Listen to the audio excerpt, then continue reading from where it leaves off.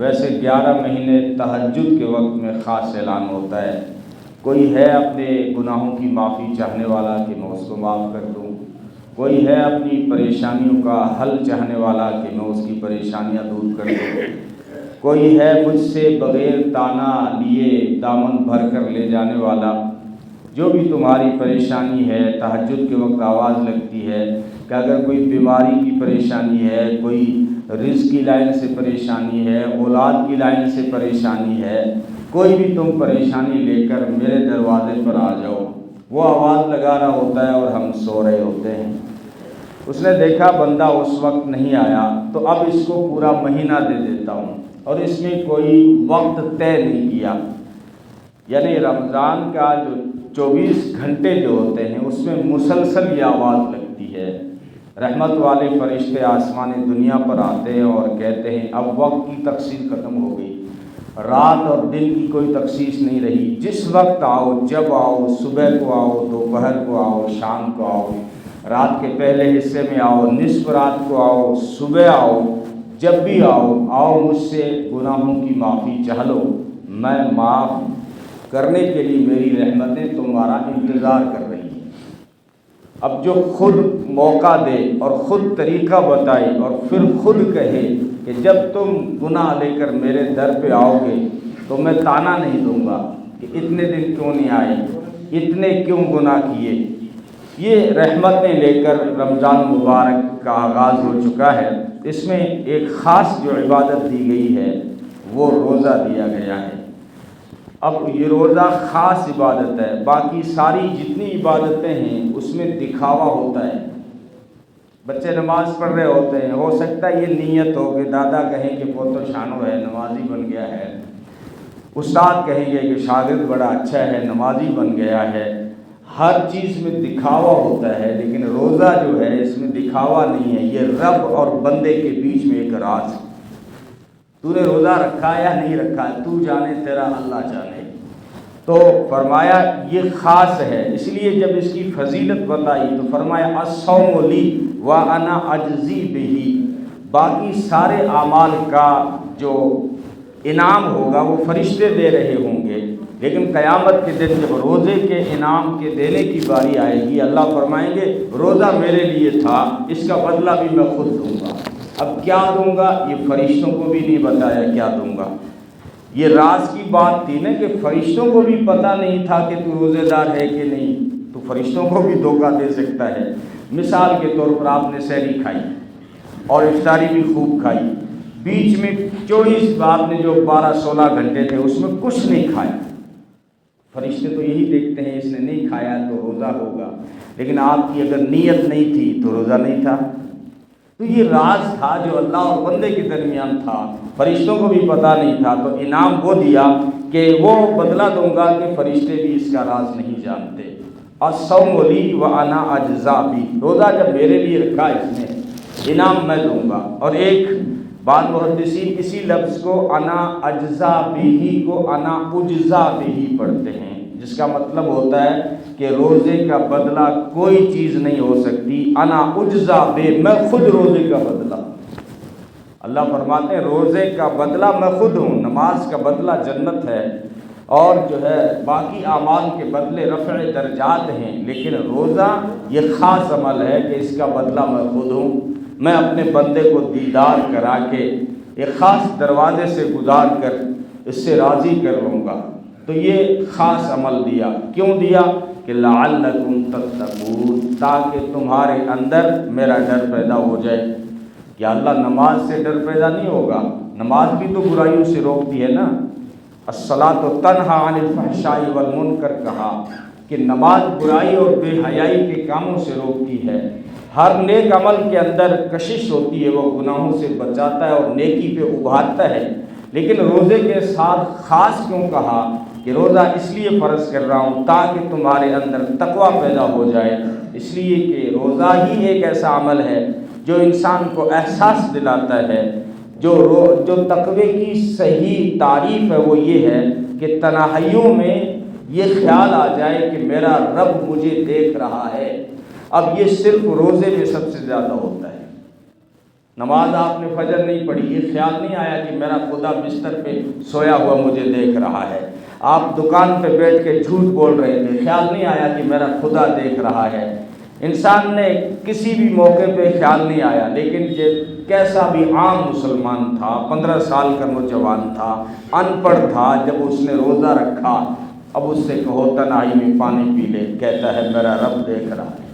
کھانا کھا لے، فریج میں تو ہے اور تیرے گھر والے بھی نہیں ہیں، تو جو ہے تنہائی میں کھا لے، وہ کہتا ہے کوئی دیکھے یا نہ دیکھے، لیکن جس کو دیکھنا ہے وہ دیکھ رہا ہے۔ یہ روزے میں سب سے چیز زیادہ ہوتی ہے، اس لیے کہا لعلکم تتقون، کہ تمہارے اندر تقوی پیدا کرنا مقصد ہے۔ یہ عملی ٹریننگ دی ہے تاکہ یہ احساس پیدا ہو جائے تمہارے اندر، تقوی پیدا کرنا مقصد ہے۔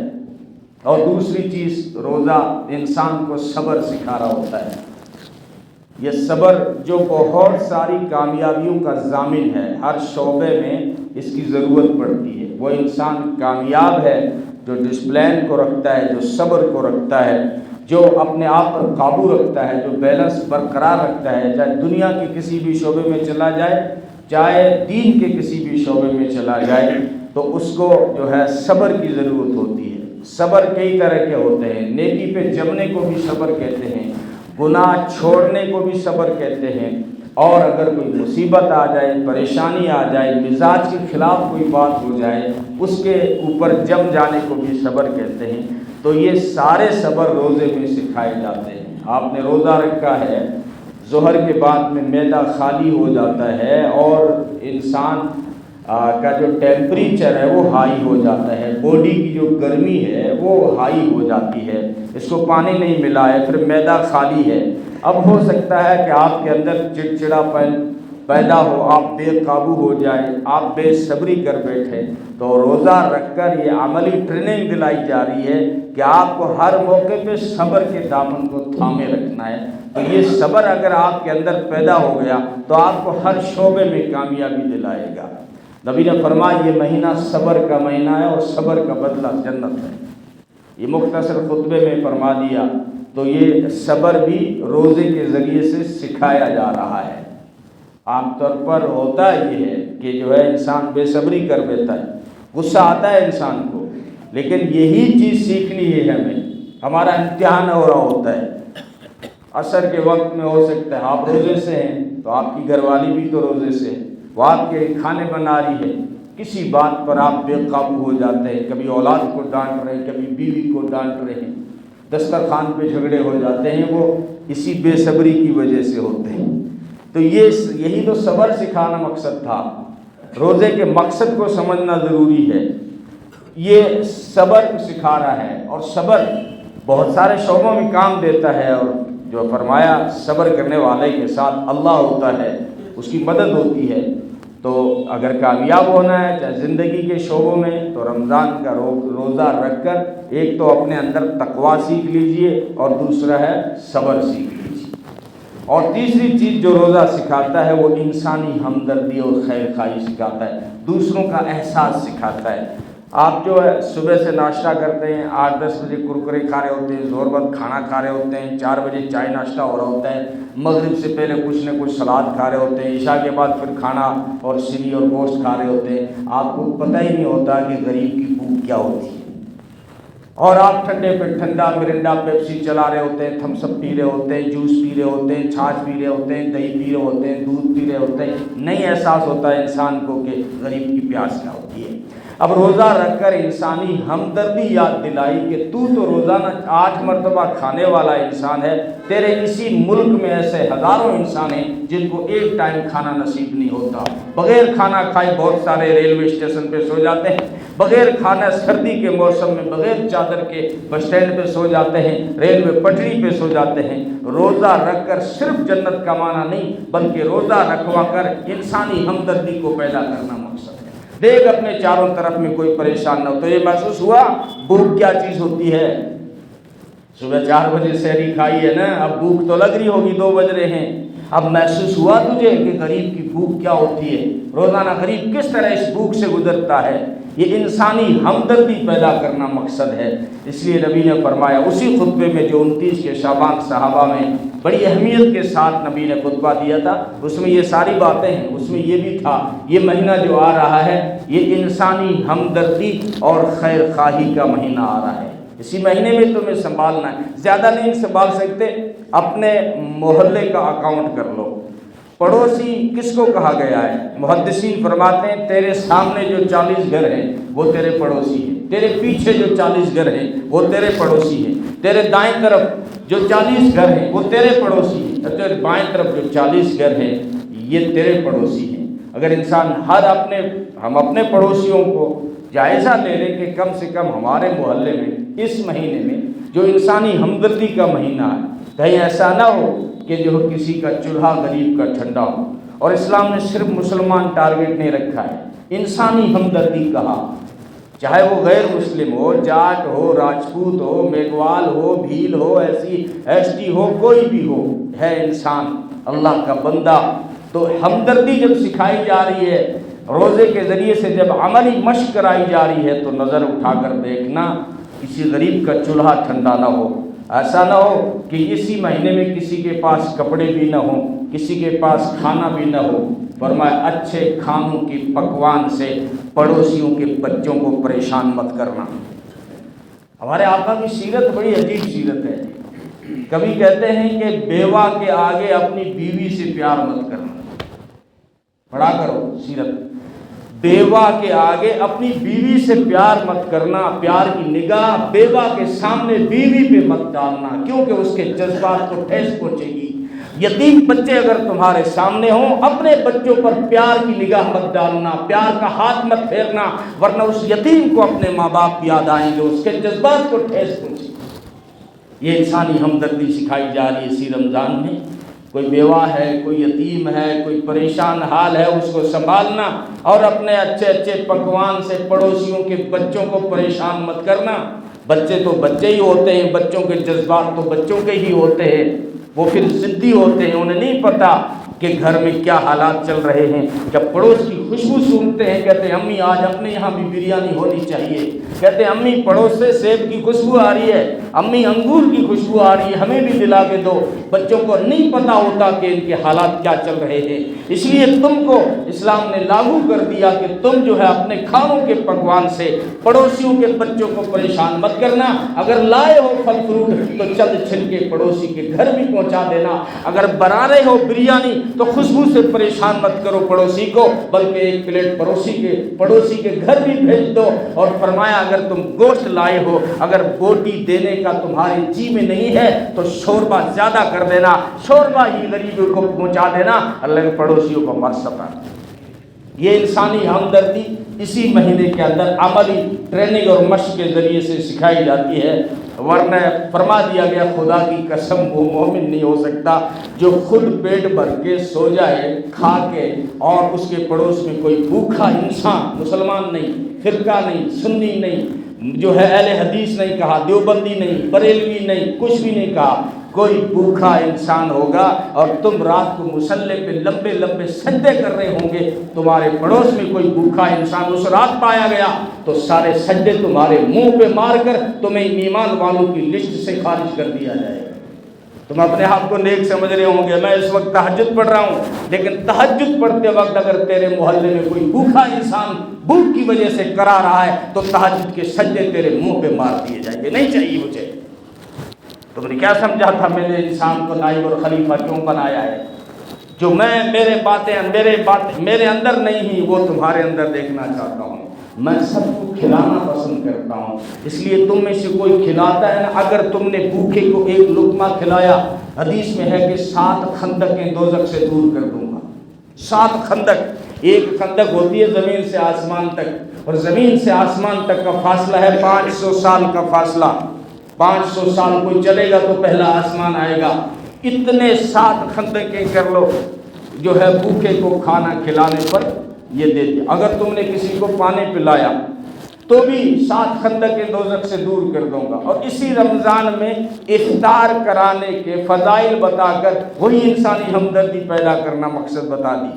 فرمایا اگر تم کسی روزے دار کو روزہ افطار کراؤ گے تو میں 3 پروانے عطا کروں گا۔ 3 پروانے، پہلا پروانہ یہ ہے کہ تمہارے سارے گناہوں کو معاف کر دوں گا۔ دوسرا پروانہ یہ ہے کہ تمہیں جہنم سے آزادی کا سرٹیفکیٹ دے دوں گا، جہنم سے آزاد لو۔ اور تیسرا سرٹیفکیٹ یہ دوں گا کہ اس روزے دار نے جتنا ثواب کمایا ہے تمہیں افطار کرانے پر اس جیسا سارا کا سارا ثواب تجھے دے دوں گا۔ یہ تین دوں گا۔ تو صحابہ نے عرض کیا اللہ کے رسول ہم خود فاقوں میں ہیں، ہماری حیثیت اتنی نہیں ہے کہ ہم روزے داروں کو پیٹ بھر کے کھانا کھلائیں یا کچھ پلائیں۔ نبی نے فرمایا میرا مقصد نہیں سمجھے، میں نے کب کہا کہ پیٹ بھر کے کھلاؤ؟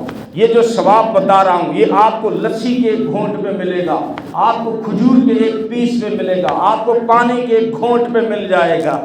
اگر آپ نے روزے دار کو ایک کھجور کا چھوارا دے دیا، اگر آپ نے ایک لسی کا گھونٹ، ایک جوس کا گھونٹ دے دیا، اور آپ نے جو ہے تھوڑی سی چیز پانی ہی پلا دیا، اس میں کچھ نہیں لگا تھا نا، پھر بھی فرمایا کہ اس پر جو ہے 3 پروانے دے رہا ہوں، سارے گناہ معاف، جہنم سے آزادی، روزے دار کی طرح تمہیں ثواب۔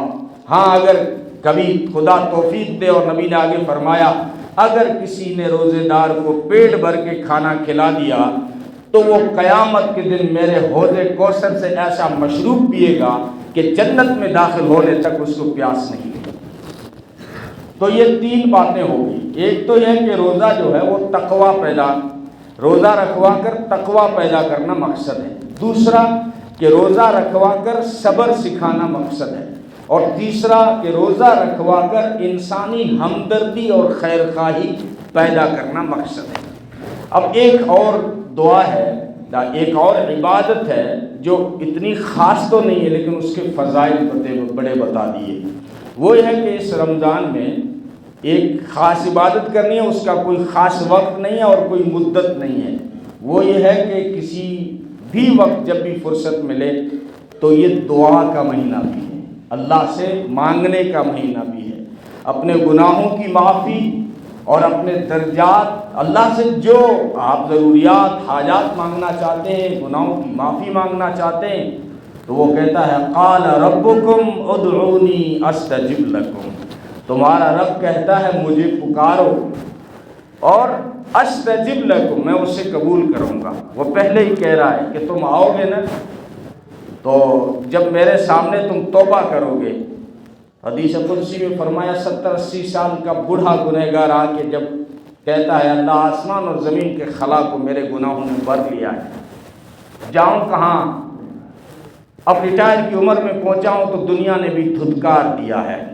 وہ بیٹے جو پیار سے پاپا پاپا کہتے تھے اب وہ ڈینڈ ڈینڈ کہتے ہیں، بیوی نے جبین پہ بٹ چڑھا لیے، سوسائٹی میں کوئی مقام نہیں، کوئی اسٹیٹس نہیں، جیب خالی ہو گیا، چوراہے پہ جاتا ہوں لوگ کہتے ہیں ڈیڑیے نے کے بیرو ہے، سماج میں بیٹھتا ہوں لوگ کہتے ہیں ڈیڑیے نے کے بیرو ہے، بیٹوں کے بیچ میں بیٹھتا ہوں بیٹے کہتے ہیں ڈیڑیے نے کے بیرو ہے۔ یا اللہ جاؤں کہاں؟ پسینہ ان کے لیے بہایا، اولاد کے لیے محنتیں کی، اور سوسائٹی میں سمجھا میرا اسٹیٹس بنے گا، میرا مقام بنے گا، میری اتنی دکانیں ہیں، میرے اتنے پلاٹیں ہیں، میری اتنی جاگیریں ہیں، لیکن زمانے نے مجھے ریٹائر کر دیا، کہاں جاؤں؟ تیرے در پہ آیا ہوں۔ یا اللہ ہاتھ پھیلانے میں محتاج کو غیرت کیسی، شرم اتنی ہے کہ بندہ تیرا کہلاتا ہوں، آخر بندہ تو تیرا ہوں، کہاں جاؤں؟ دنیا نے دھتکار دیا ہے۔ فرمایا میرے محبوب اگر اس طرح کا بوڑھا گنہگار 80 سال کے گناہ لے کر جب میرے در پہ آتا ہے تو میں بغیر تانا دیے اس کو معاف کر دیتا ہوں۔ جا، دنیا نے تجھے خوب تانے دیے لیکن تو میرا بندہ ہے، اگر میں معاف نہیں کروں گا تجھے کون کرے گا؟ تو ایک چوتھی دعا جس کی طرف نبی نے عبادت جس کی طرف نبی نے ہماری توجہ فرمائی وہ یہ ہے کہ اس مہینے میں اپنے رب سے مانگنا ہے۔ وہی ہے جو کہتا ہے آؤ مجھ سے مانگو، مانگنے سے راضی ہوتا ہوں، نہ مانگنے والوں سے ناراض ہوتا ہوں۔ بالکل الگ، برعکس، دنیا والوں سے مانگا جائے تو ناراض ہوتے ہیں، نہ مانگا جائے تو خوش ہوتے ہیں، لیکن وہ کہتا ہے اگر میرے سے نہیں مانگو گے تو ناراض ہو جاؤں گا۔ میں اتنا بڑا مہربان داتا ہوں کہ تم مجھ سے مانگو، اپنے مسائل کا حل میرے پاس لے کر آؤ، اپنی بیماریوں کا حل میرے پاس لے کر آؤ، اپنی روزی کی پریشانیاں میرے سامنے رکھو، کیا چاہتے ہو؟ اپنا دامن پھیلاؤ، بھردوں کا پھیلانے سے پہلے کوئی چاہنے والا ہو تو شان کئی دیتے ہیں اور چاہنے والوں کو دنیا بھی نہیں دیتے۔ تو اگر کوئی چاہنے والا ہو تو شان کئی دیتے ہیں، وہ ایک مانگتا ہے میں 10 دے دیتا ہوں، اور اگر کوئی چاہنے والا ہو تو اللہ فرماتے ہیں میں اس کو دنیا بھی اس کو نئی دیتا ہوں، صرف آخرت نہیں سنوارتا، اس کی دنیا بھی سنوار دیتا ہوں۔ تو چوتھی یہ عبادت ہے، وہ ہے کسی بھی خاص وقت میں جب بھی آپ کی آسانی کے لیے آپ افطاری میں مانگ لیں، سحری میں مانگ لیں، ہر نماز کے بعد مانگ لیں۔ یہ رمضان اللہ سے مانگنے کا مہینہ ہے اور اپنے گناہوں سے معافی چاہنے کا اور توبہ کا مہینہ ہے نا۔ نبی نے منبر پہ چڑھتے ہوئے فرمایا ہلاک ہو جائے وہ شخص جس کو رمضان کا مہینہ نصیب ہو اور پھر بھی گناہوں کی معافی نہ کرائے۔ تو پھر اب وہ کب کرائے گا؟ اور کون سی گھڑی اس کے لیے اسپیشل آئے گی؟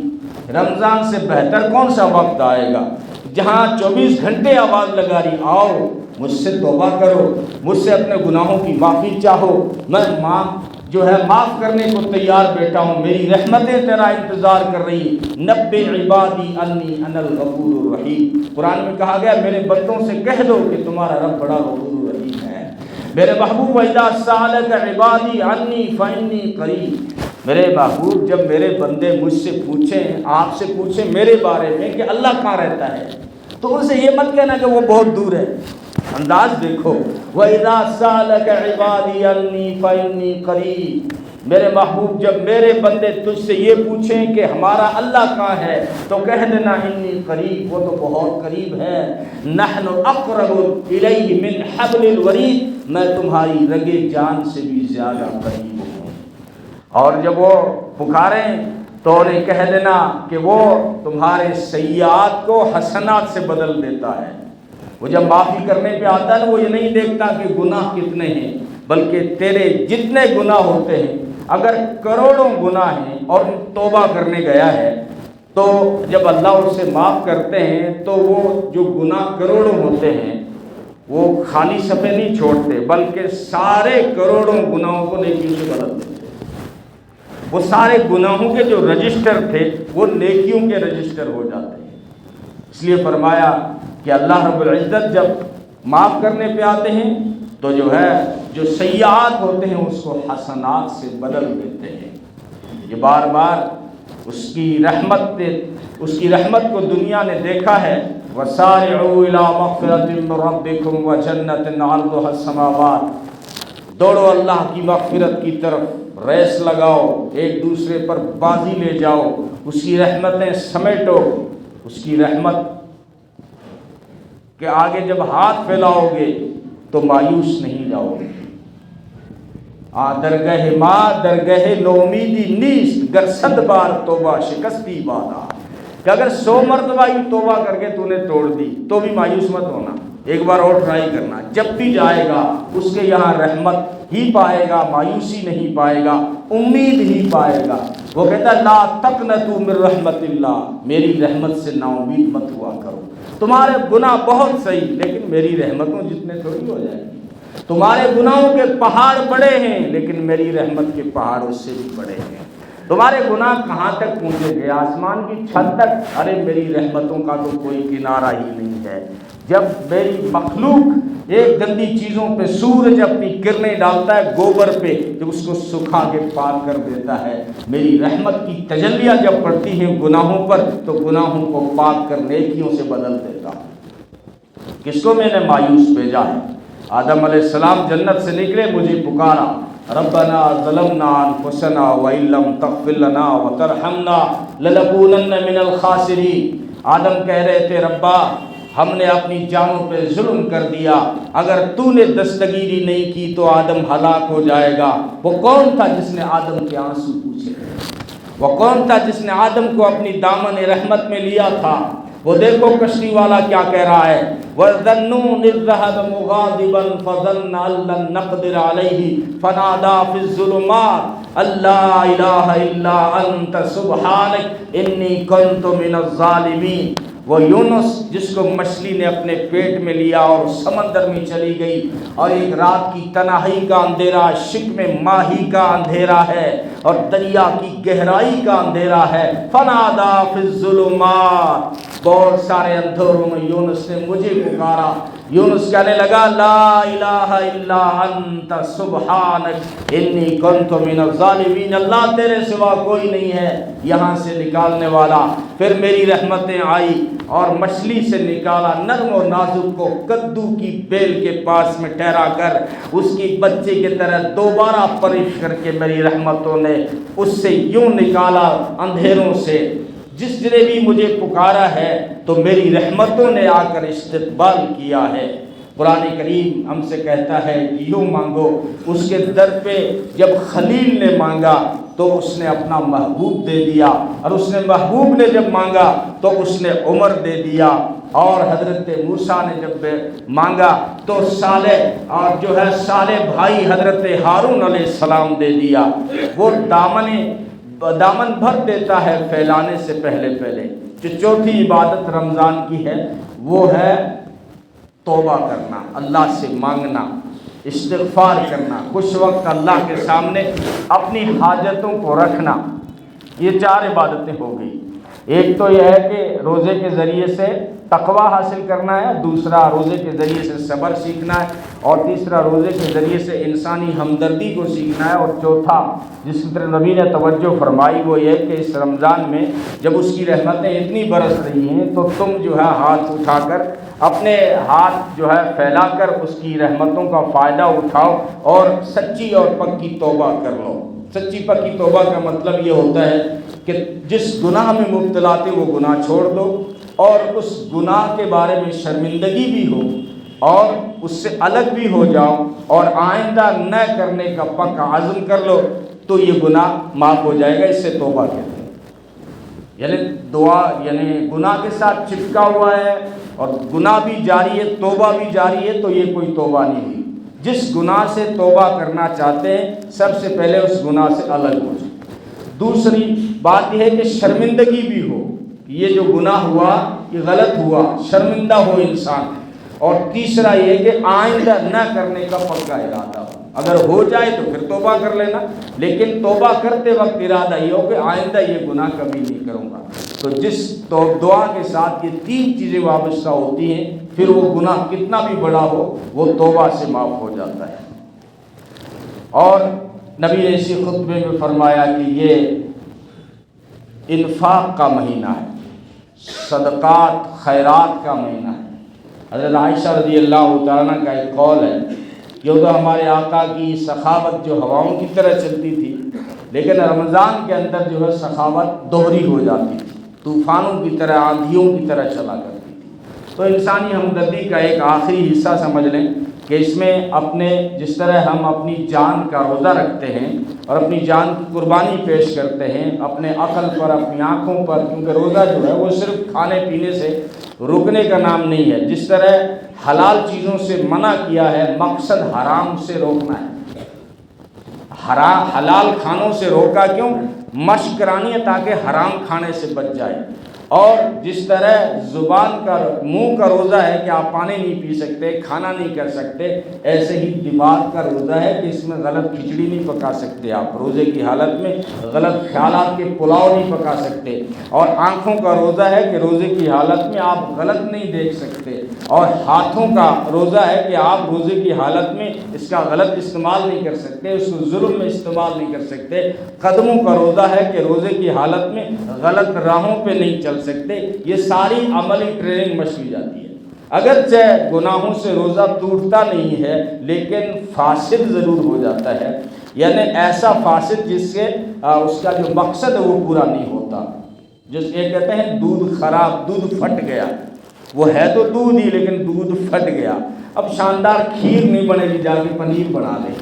تو یہ ہوتا ہے روزے کے ساتھ میں کہ مفتی صاحب تو یہی کہے گا کہ اگر اس نے کھانا نہیں کیا، پانی نہیں پیا ہے اور پورا وقت نکال دیا تو اس کا روزہ ہو گیا ہے، لیکن گناہوں کے ساتھ میں اگر روزہ گزرا ہے تو روزے کا جو مقصد تقوی حاصل کرنا تھا وہ اس سے پورا نہیں ہوتا ہے۔ تو آخری حصہ ہے وہ ہے انفاق فی سبیل اللہ، کہ اس مہینے میں زیادہ سے زیادہ اللہ کی راہ میں خرچ کیا جائے۔ عام طور پر مسلمان زکوٰۃ چونکہ اسی مہینے میں نکالتے ہیں، انشاءاللہ اگلے ہفتے اسی پہ بات کریں گے، لیکن زکوٰۃ اور رمضان کا کوئی اسلام میں کوئی تعلق نہیں ہے۔ زکوٰۃ ہر ایک کی الگ فرض ہوتی ہے، کسی کی ذیقعدہ میں کسی پر فرض ہوتی ہے، کسی میں ربیع الاول میں فرض ہو جاتی ہے، کسی میں رجب پر، تو جب جس کی فرض ہو جائے تب نکال۔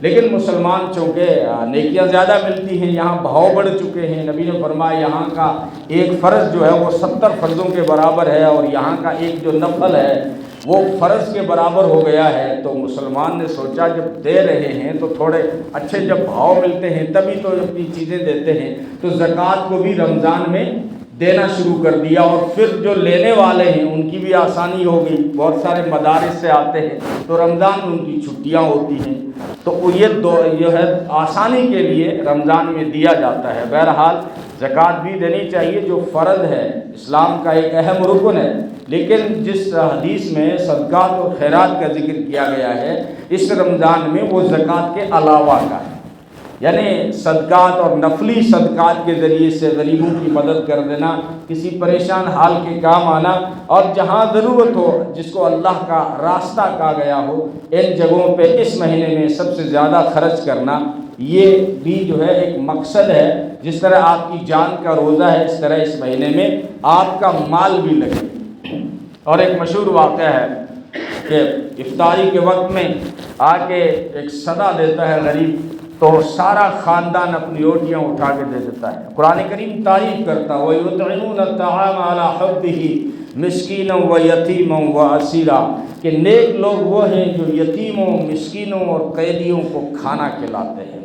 تو اس مہینے میں ان ساری باتوں کا جو ہے دھیان رکھیں۔ اللہ تعالیٰ ہم سب کو جو ہے اس پر عمل کی توفیق عطا فرمائے۔ جو ساتھی دیر سے آئے ہیں ان کو خلاصہ بتا دو، میں نے یہ آیت پڑھی تھی کہ روزے تم پر فرض کیے گئے ہیں اور تم سے پہلے ایمان والوں پر بھی فرض کیے گئے تھے تاکہ تمہارے اندر تقویٰ پیدا ہو، اللہ کا ڈر پیدا ہو، اور دوسری چیز تھی اس روزے سے صبر سکھانا ہے، اپنے آپ کے اوپر قابو کیسے کریں یہ رمضان میں سکھایا جاتا ہے، اور تیسری چیز تھی کہ انسانی ہمدردی، جب آپ نے روزہ رکھا آپ کو پیاس کا احساس ہوا، بھوک کا احساس ہوا، تو آپ کو غریب یاد کرنے چاہیے، انسانی ہمدردی کا خیال آنا چاہیے۔